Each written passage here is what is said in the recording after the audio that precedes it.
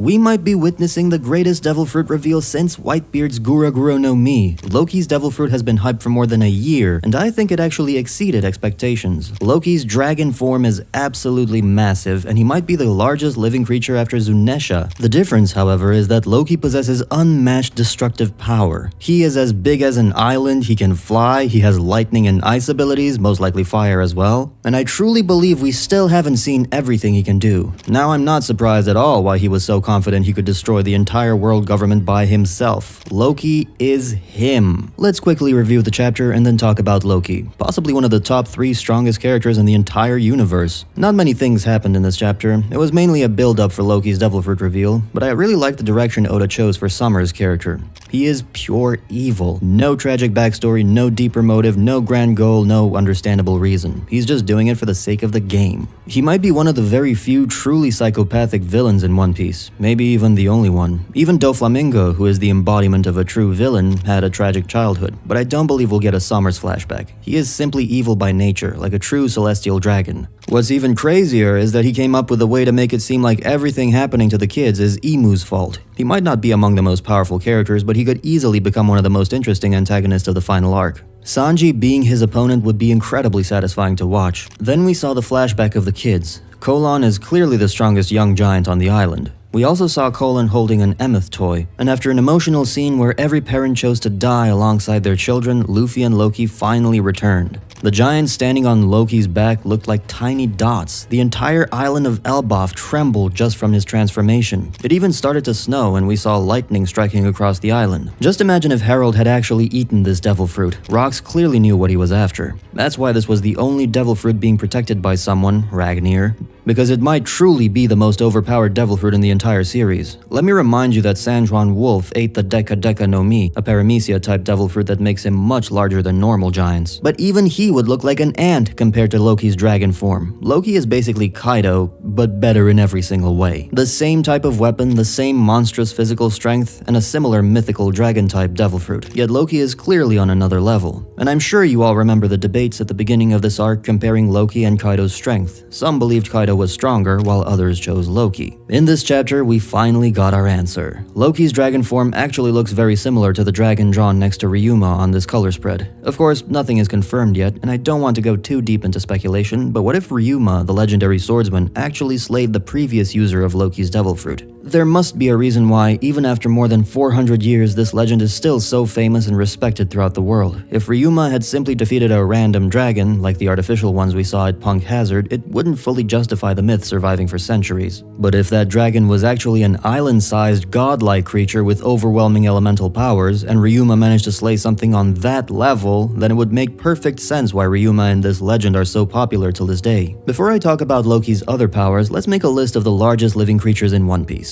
In Egghead, we saw that Emeth, Warcury, and Jupiter are absolutely massive, so they definitely deserve a spot on this list. Alongside San Juan Wolf, we should also include Pika and Avalo Pizarro, although their size heavily depends on the environment they're in. The ancient giant whose skull became Onigashima must have been enormous as well. And don't forget the gigantic sword in Elbaf. We should also mention the Sea Kings around Fishman Island and the mysterious mist monsters in Thriller Bark. The two largest creatures are clearly Zunesha and Loki in his dragon form. For now, I believe Zunesha is still larger, but that is yet to be officially confirmed. Just imagine a dragon breath attack from such a colossal monster. It could probably devastate entire landscapes. Maybe even burn the tree of Elbaf. After all, the greatest weakness of that tree seems to be fire and lightning. I also believe there will be at least 2 more gigantic creatures revealed in the story, based on what we've seen in the ancient mural. The first one is Imu. This figure on the mural looks absolutely enormous. Even though everyone, including me, is extremely excited about Loki and Luffy, I constantly find myself thinking about Imu, their powers, and how they managed to defeat Joy Boy and his alliance, especially if Joy Boy had someone like Loki fighting alongside him.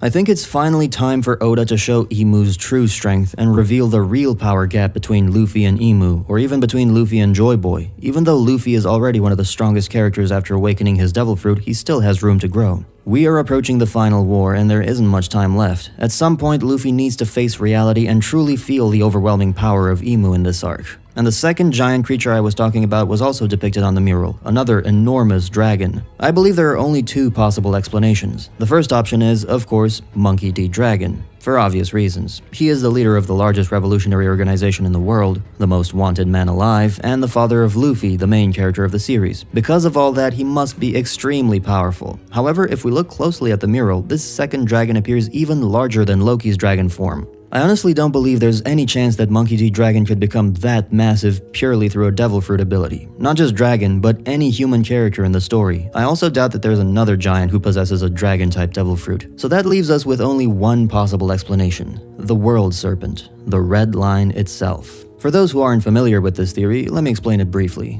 There's long been a theory that near the end of the story, the Straw Hats will destroy Reverse Mountain in Marijua, which would create the All Blue underneath. This would also make the world truly free to sail. It's a great theory, and I personally agree with parts of it. But why would destroying just those specific locations be enough? Wouldn't it make more sense to eliminate the entire Red Line to truly unite the seas and create the ultimate All Blue? That naturally raises the bigger question: how could anyone possibly remove the entire Red Line? There is a popular theory that the serpent soaked in blood mentioned by the giant warriors Brogy and Dory is actually a symbolic reference to the Red Line. In Norse mythology, Jormungandr, the giant serpent that encircles the world, unleashes Ragnarok when it releases its own tail. He's eventually defeated by the thunder god Thor, but Thor also dies in the process. On the mural, we see two enormous dragon-like creatures fighting each other. I won't go deep into this right now because this deserves its own dedicated video. If you don't want to miss that one, make sure to subscribe to the channel. Let's go back to the current chapter. Speaking of the ancient mural, there was one interesting panel in this chapter. On the day of a lightning snowstorm, a gigantic beast appears, covering the sky, and along with the drums of liberation,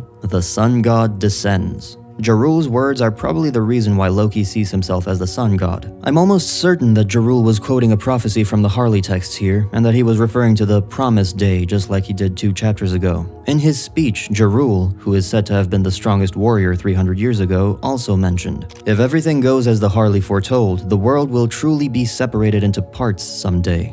That was the part I found especially interesting. Supposedly, the world is going to be divided into parts, but we haven't seen anything like that clearly depicted in the mural either. It doesn't fully make sense yet. We have 3 mural texts, one for each world, but only 2 images that correspond to them. So where is the image for the 3rd mural? Maybe we simply haven't seen the complete mural yet, and that would actually make a lot of sense. The event that is about to happen might have been deliberately hidden by Oda. The sun god, Loki, the world splitting apart, everything might already be written in the mural that we have yet to see. It's possible that we will see the final mural at the end of the arc, featuring Luffy and his allies alongside the Straw Hats. The 3rd world mural could belong to the Heaven world, especially since we still haven't seen that section of Elbaf. What's even more dangerous is the fact that Loki's Zoan form did not have clouds around him like Luffy or Lucci did. Because of that, it's hard to tell whether he has actually awakened his devil fruit or not. If we still haven't seen Loki's true power-up, then what's coming next will be brutal. However, there's also a chance that Oda simply didn't draw the clouds. After all, he literally copy-pasted a panel of Luffy from Wano in this chapter. Luffy isn't even wearing his Elbaf clothes. Of course, that's completely fine. Oda is already doing way more than anyone could ever imagine. I also love how a recurring pattern in One Piece is that a super strong character gets hyped up by having some kind of interaction with Shanks. First it was Mihawk, when Oda mentioned that Shanks and Mihawk used to duel regularly. Then it was Whitebeard when we saw the sky split for the first time in One Piece. Then Kaido. The Marines at Marineford were shocked that Shanks was able to stop Kaido and still arrive at Marineford in time. In Egghead, Joy Boy's haki was directly compared to Shanks' haki, and Blackbeard, before he even ate 2 devil fruits, was hyped up by the fact that he scarred Shanks. Of course, I'm not saying Shanks is the strongest, and I'm not glazing him, but it's clear that Oda uses him as kind of a ceiling. Any character who interacts with Shanks is automatically portrayed as incredibly powerful. The same goes for Loki. We were told that Loki was captured by Shanks 6 years ago, but is that actually true? Before we even compare their strength, I mean narratively, it seems like Skopper-Gaban and Shanks might have had a plan to stop Loki from going to Marijua. They all kept the truth about Harold's death a secret, and Loki still respects Shanks as a pirate even though he called him a coward. I don't think they fought at all. Maybe this time Shanks was hyped up for nothing. But if they did fight, how is it even possible for a 2-meter tall human to defeat an island-sized ancient giant? We still haven't seen Shanks' true power, but for me, it's almost unimaginable. There is no way his haki alone could be so overwhelmingly strong that he could defeat a creature like that. Even if Loki's power scaling doesn't fully make sense yet, I'm genuinely happy that this character is so unique and so important to the story. Even after 28 years,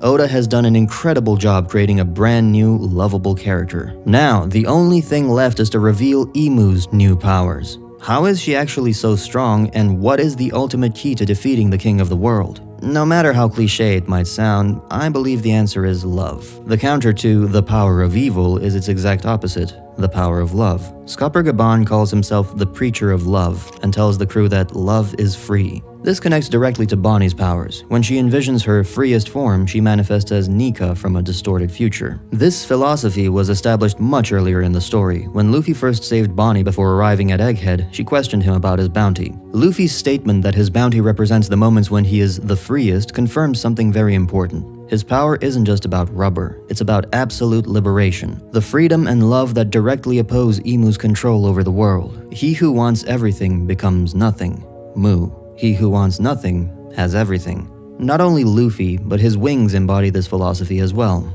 Zoro is esoteric, more inward-focused. Sanji is exoteric, more outward-focused. Zoro represents internal spiritual growth, overcoming the inner demon. He needs to remain calm and centered. Sanji defines himself by helping others. He needs external triggers to ignite his emotions and fully embody who he is. Zoro defeats the demon, becoming the king of hell. Sanji becomes the demon, becoming hell on earth. Even the title of this chapter might be referring to this idea, the strongest being in the world. It's interesting to think about what Oda truly meant with this title. Is it referring to the parents who are not afraid to die to protect their children because of love? Or is it referring to Loki in his dragon form? Oda rarely reveals power levels in such a straightforward way. I don't think he would simply declare that Loki is the strongest in the world just like that. So at least for now, my guess would be the parents, because they are filled with love, which, as I said, might be the true key to defeating Imu. That's it for today. Let me know what you think about this chapter down in the comments.